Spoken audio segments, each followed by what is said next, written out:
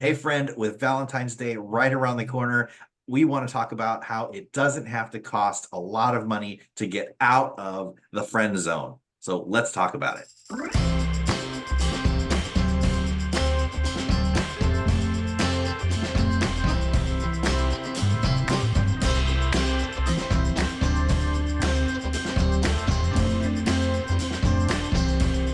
I'm sure we all have a crazy Valentine story. And mine was in college when I ended up spending a ton of money, especially at the time, for a broke college student because a girl asked me out for Valentine's Day. She picked the restaurant. I ended up paying. I spent $100 on dinner as a broke college student, and it drove me nuts for 30 years. So I'm sure you have some similar story, and Mike, you have a similar story, I'm sure, of how you got tricked into, conned into, or you had to uh, go against your value system to actually spend a bunch of money to impress somebody.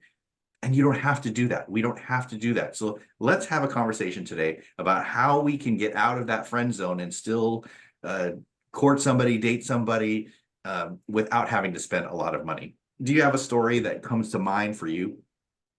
Certainly. And we're going to look at this lens from our perspective, being the man in relationship, but also being on the other side, not particularly the woman in relationship, but what it is that we would really enjoy as well.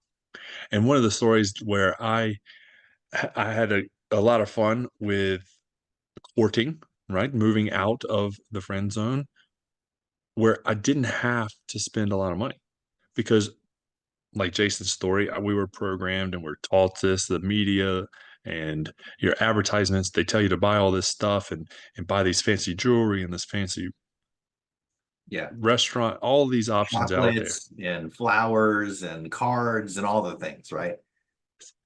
And you can do all those things if you wish, but there's also another side to it where if you are in a financial pinch or you want to save money because you have other goals and values that you'd rather put that money towards, is give a handwritten card, right? Light candles while you cook dinner at home. Light candles and run a bath for both of you to just relax and soak in there together. Those are just the things that come up in mind for me and the things that I have done when I was moving out of the friend zone. Yeah. It's so funny when we're talking about this because you're totally right, where the culture has told us that we have to spend all this money in order to impress somebody or in order to court somebody or in order to get them to like us. But when we think about what really matters in life, and you can do this too, is think about what would mean so much to you. It's usually not the things that cost a lot of money, right? It's usually the things like um, doing something very kind or words of affirmation. We talk about this all the time with the love languages, right? If you have quality time as your love language, you just want to spend time with the person that you care about. It could be a walk in the forest, it could be a swim at the beach, it could be taking a drive somewhere and all it costs you is gas and you're looking at awesome things and scenery. Or if it's acts of service, it could be doing something for somebody, helping them out, volunteering someplace together. And all these different things can really speak volumes to the person if you get to know them, get to know what their love language is, get to know what they like, and go do that. You don't have to spend a whole lot of money, and you'll be significantly further along when we talk about this friend zone. Yeah. What are some other things, Mike, for you, if somebody were going to be wanting to impress you, what would speak your language and cause that without having to spend a lot of money on you? Certainly. And you started talking about it. And like you said, we've talked about it before, the five love languages. If you haven't read that book, make sure you pick it up. It's very short. You can even do a quick study test online quiz, and they'll tell you what yours is. And there's even some for your kids and all this.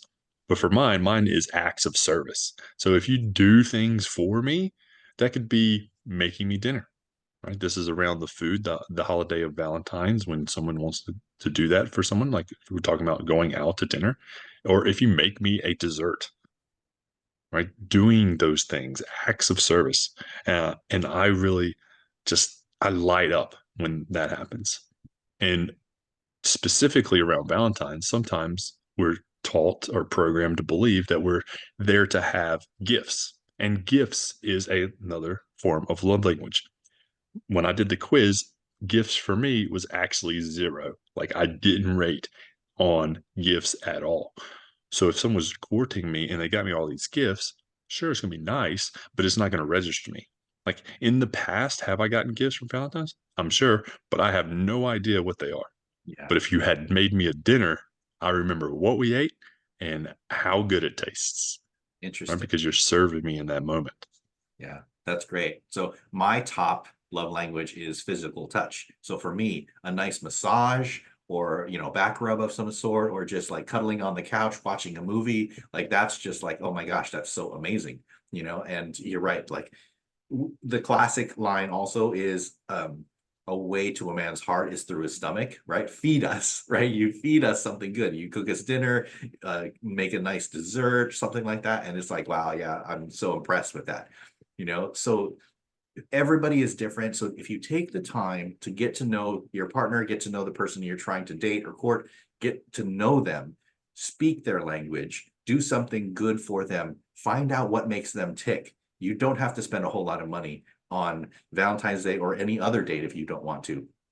And especially if we're talking about for those who are single at this point, but if you are married, date again. It's really Yes. important and really healthy for your marriage to actually date again. Remember, go back to where you were dating and back to where you were trying to win them over and do some of those things that you would have done if you weren't already together. It speaks volumes to the other person and actually will healthily strengthen your marriage as well. So, Mike, do you have anything else on this before we end for today? No, totally. Really love that nugget of dating again. Make it and put it on the calendar. If it's not every week, make it every month, right? 12 times a year, have a date night. Now that could be going out. It could be going out for Valentine's Day or your birthday or Christmas or whatever it is. And it also could mean at home. If you have children, if they're not there, right? If they have sleepovers or if you want to put them to bed and then just have time to you. Don't turn on the TV and just sit there every single night. Have a specific night of the month that you get to communicate and get closer to your spouse. I love that nugget. That's fantastic. And if you are going to spend money, stick to the budget, create a Mhm. budget for yourself. If this Valentine's Day or this anniversary or this birthday or Christmas or whatever you have, you want to do something and spend some money, great.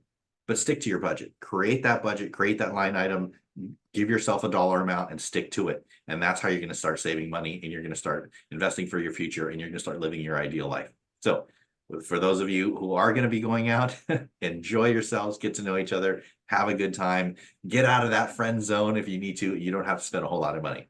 We'll see you on another episode.